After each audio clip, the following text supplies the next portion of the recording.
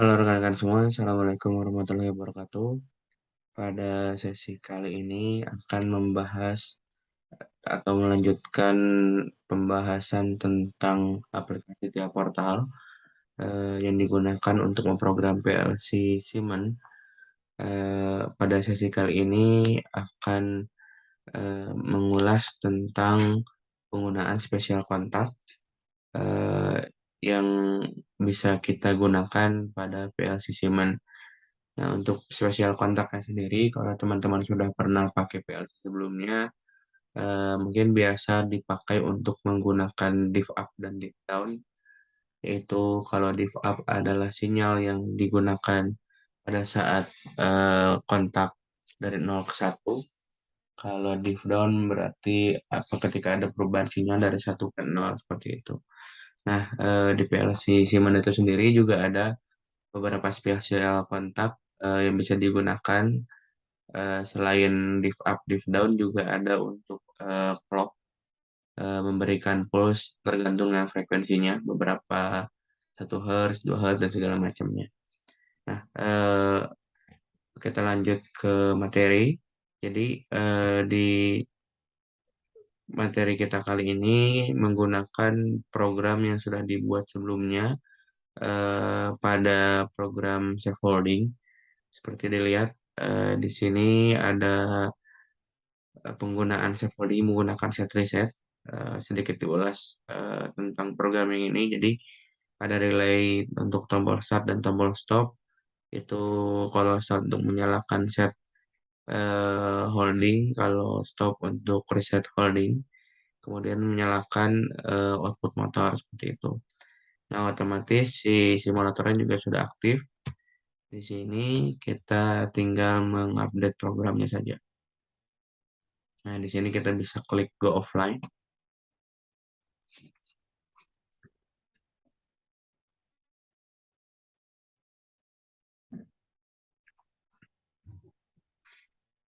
Nah, kita buka halaman device configuration. Di halaman device configuration ini, kita buka bagian properties.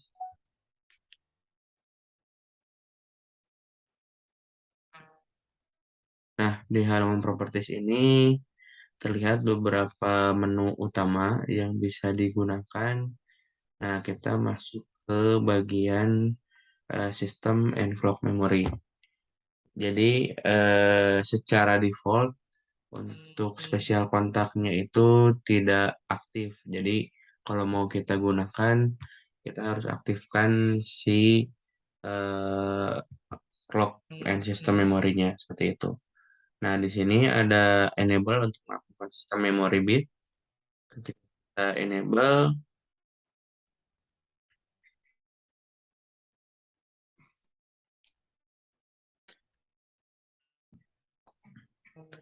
nah di sini muncul untuk address yang digunakan. Kalau di sini defaultnya diisi 1, maka dia menggunakan memori 1.0 untuk kontak yang first cycle. First cycle ini digunakan saat PLC pertama kali aktif atau pertama kali menyala. Dia akan menyala 1 kali, kemudian mati. Kalau diagnostik satu stage itu pada saat ada satu diagnostik seperti error, maintenance, kembali lagi ke normal seperti itu. Nah, kemudian di sini ada untuk always high, M1.2, dan juga always low M1.3 seperti itu. Nah, kemudian di clock memory bit di sini kalau kita aktifkan,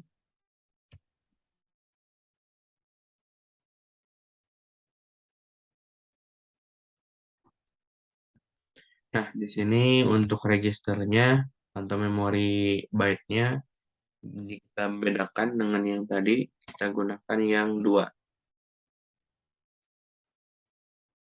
Oh, ini saya ubah jadi 2. Oke, setelah ini dirubah menjadi 2, maka akan muncul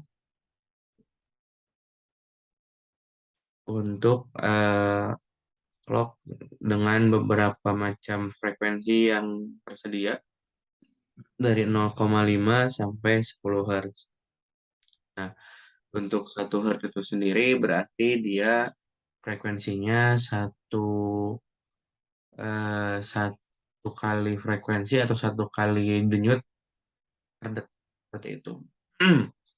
Nah, kalau misalkan 2 Hz berarti 2 kali pulse per detik. Nah, tergantung kita diperlukannya yang mana. Apakah 1 detik sekali atau 2 detik sekali. Kalau 2 detik sekali berarti kita gunakan yang 0,5. Karena untuk satu pulsnya dia menggunakan waktu 2 detik seperti itu. Nah, ini sudah bisa kita config. Setelah itu, karena PLC-nya sudah dibuka sebelumnya, kita bisa lakukan update untuk settingan hardware. Berbeda dengan settingan software yang mana kita gunakan download di sini. Untuk settingan hardware kita pakai di sini.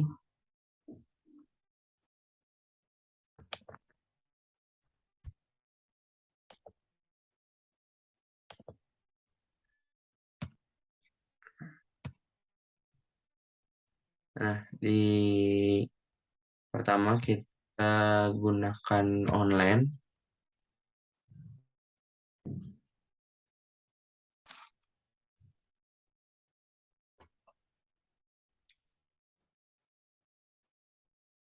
Nah, setelah itu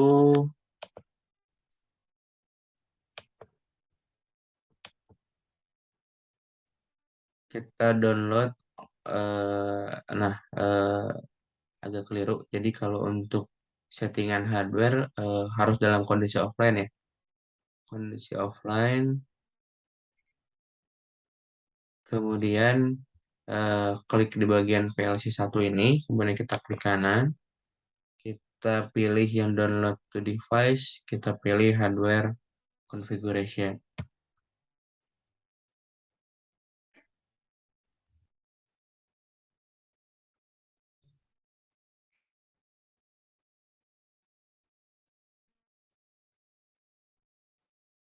Oke, seperti biasa. Kita load programnya. Dia akan ada kondisi stop. Ketika selesai, kembali ke mode run. Oke, setelah ini diupdate, kita kembali gunakan online.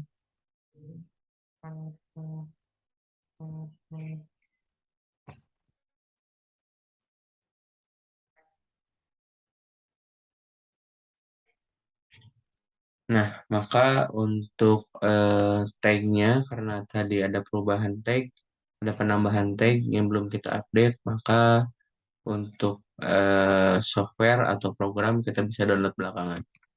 Nah, kita lanjut ke bagian programnya. Nah, di sini kita tambahkan, contoh kita gunakan untuk yang clock dulu saja. Kita bisa tambahkan network baru.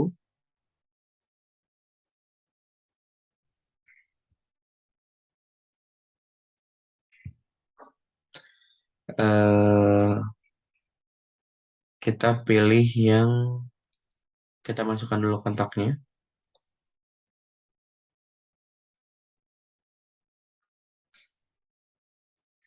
Nah, kita pilih yang kita masukkan di sini clock. Nah, maka akan muncul opsi clocknya. Nah, contoh kita pilih yang paling lambat dulu untuk bisa kelihatan clock 0,5 Hz. Oke. Kemudian kita masukkan lagi untuk outputnya. Contoh kita gunakan output yang kosong M0.3.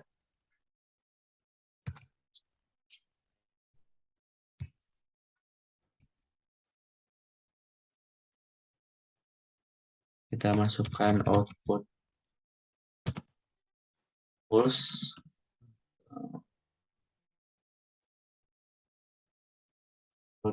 Pulse. Nah, kalau kita masukkan seperti ini, kita bisa masukkan dulu, kemudian kita define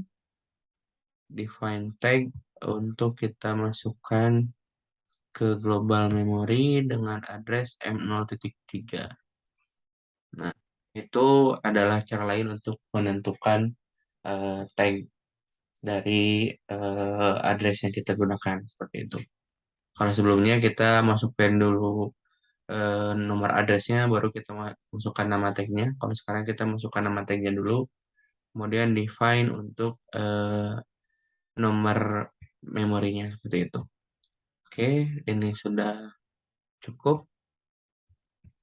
Kita download.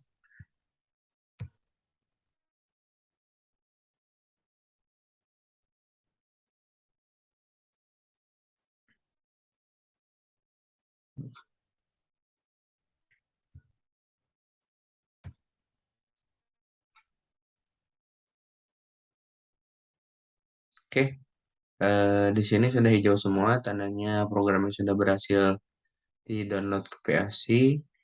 Coba kita lihat di monitoring apakah cukup terlihat. Nah,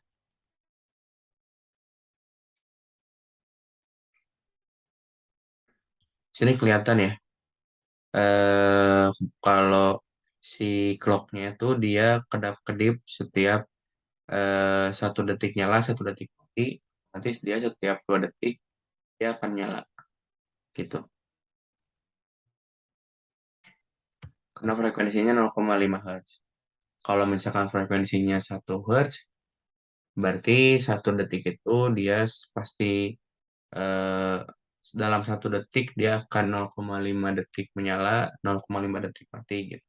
Kalau 0,5 Hz berarti 1,1 detik untuk nyala, 1 detik untuk mati seperti itu. Oke, kita lanjut ke spesial kontak yang lain. Oke, kita bisa klik offline. Kemudian ini untuk programnya, kalau mau dipilih silahkan pilih sesuai dengan yang diinginkan frekuensinya. Kemudian kita buat untuk div up dan div down.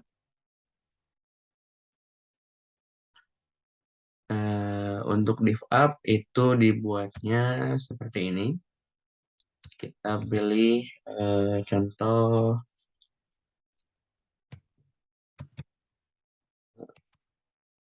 pilih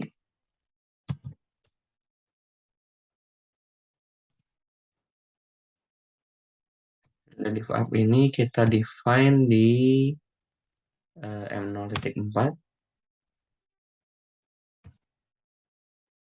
Oke, kemudian di sininya kita pilih yang P. Nah, P ini artinya dia rising edge. Artinya coba kita buka di help. Apakah membantu?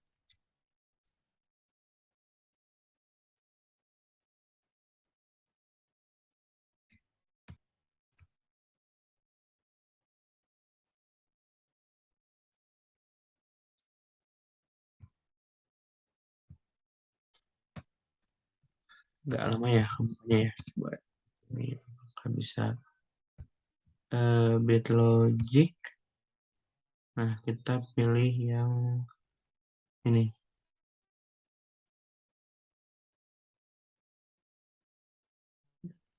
Nah, kita buka help-nya instruction untuk scan operand for positive signal edge. Jadi positive signal edge itu adalah perubahan sinyal dari 0 ke 1. Kalau misalkan kita menekan tombol, berarti dia mulai dari tombolnya mati ke tombolnya nyala. Ketika ada perubahan seperti itu, dia akan ketangkep melalui kontak ini gitu. Oke, kalau di Siemens kita membutuhkan satu lagi memori lain untuk digunakan sebagai set resetnya. Jadi ibaratnya eh, kalau misalkan si relay diff O-nya dia menyala, maka si kontak ini ikut menyala. Kalau mati ikut mati seperti itu. Tapi kalau yang ke sini dia hanya akan nyala pada saat ada perubahan dari 0 ke 1 seperti itu. Kita bisa gunakan contoh 0 ke 1. Nah, ini biarkan saja karena eh, secara relatif ini nggak bakal digunakan sih. Nah, kemudian di sini eh, kita bisa gunakan kontak ini di fungsi yang atas sebenarnya. Ini kita delete aja. Oke, yang ini kita tambahkan di fungsi save holding yang telah dibuat sebelumnya. Oke, kita di sini, kemudian naikin ke atas. Nah, ini untuk kondisi div up, kemudian kita bisa tambahkan kondisi div down untuk di stopnya.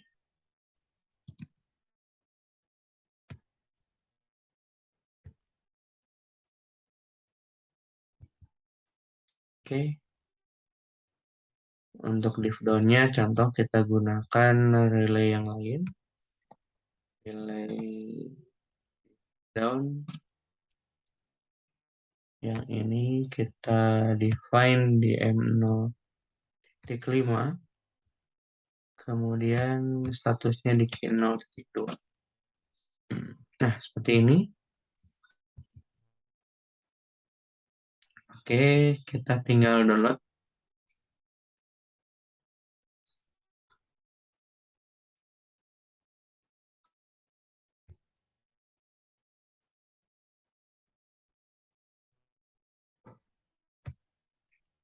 Oke, kita run programnya, kita simulator.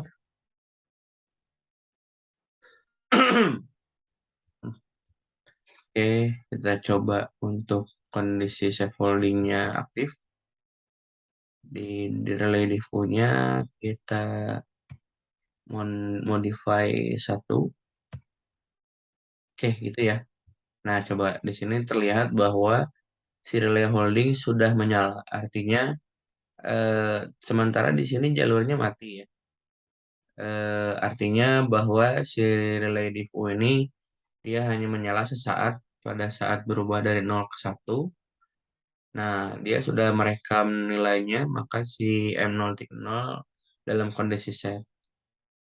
Eh, Sementara kalau kita lihat di Q 0.1-nya, seperti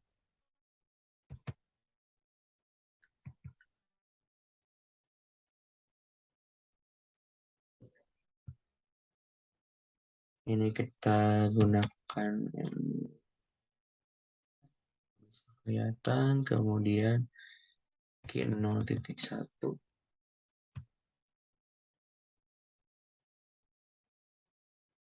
Oke,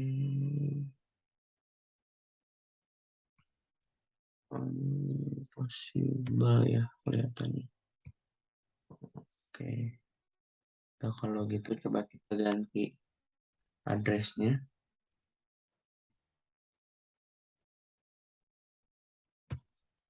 Kita bisa gunakan M06, tadi belum pakai.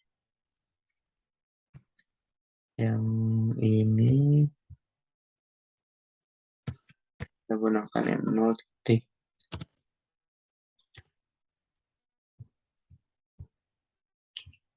Lagi.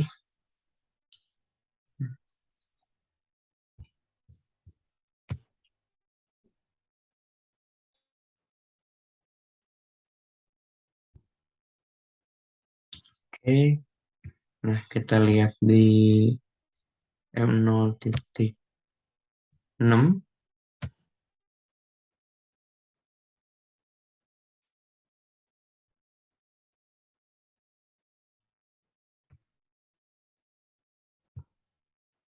Nah, ini kondisinya dia si M0.0-nya masih aktif.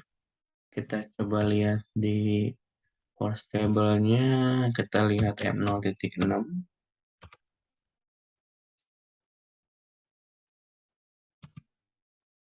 Kita monitor. Nah, di sini terlihat kalau kondisi relay div up dia masih aktif, artinya kalau tombol dia masih ditekan, dan kondisi di tag 3 atau M0.6 dia juga true gitu. Jadi si relay yang di tag 3 ini dia mengikuti nilai dari relay default-nya. Sementara kalau kita lihat di program, eh, jalur ini dia akan mengirimkan satu selama satu kali perubahan dari 0 ke 1 seperti itu. Nah, sekarang kita coba simulasikan untuk yang di down-nya. Oh, ini kita matikan dulu. Modify ke 0 sebagai simulasi kalau tombol sudah dilepas. Nah, di sini kita nyalakan.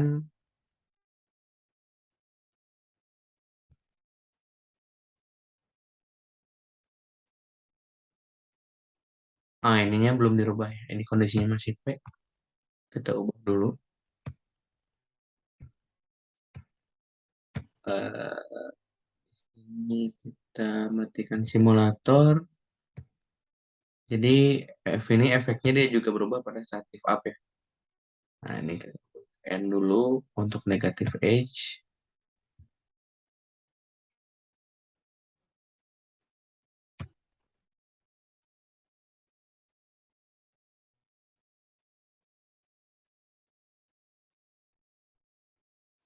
Oke, kita monitoring lagi. Nah, sekarang kondisi relay holding mati, kita nyalakan relay div up-nya. Oke, setelah kita nyalakan, kita matikan. Nah, kemudian kita coba untuk yang div down-nya ya. Yang div down-nya kita coba nyalakan dulu. Nah, ketika si div down dia nyala, karena prinsipnya dia negative edge atau div down, dia akan aktif pada saat perubahan dari 1 ke 0 gitu. Makanya ketika kita nyalakan, dia belum beraksi atau belum mengirimkan sinyal. Dia akan menunggu pada saat si kontaknya dimatikan atau dilepas. Kalau di tombol baru sinyalnya akan dikasih. Jadi ini kondisinya dalam kondisi high. Sementara si sinyalnya belum ada. Kemudian kita matikan. Modify itu 0. Nah, ada kondisi perubahan dari 1 ke 0, maka dia akan mengirimkan sinyal 1 ke sini. Otomatis M0.0 atau relay holding akan ikut ke reset seperti itu. Nah, seperti ini untuk penggunaan spesial kontaknya mungkin bisa dieksplor lagi untuk beberapa fungsi lainnya. Misalkan yang paling umum juga biasa digunakan untuk yang first scan. First scan ini biasanya digunakan untuk eh, me- menginisiasi nilai kalau nanti kita masuk ke bagian data seperti yang data register 0 sampai integer seperti itu.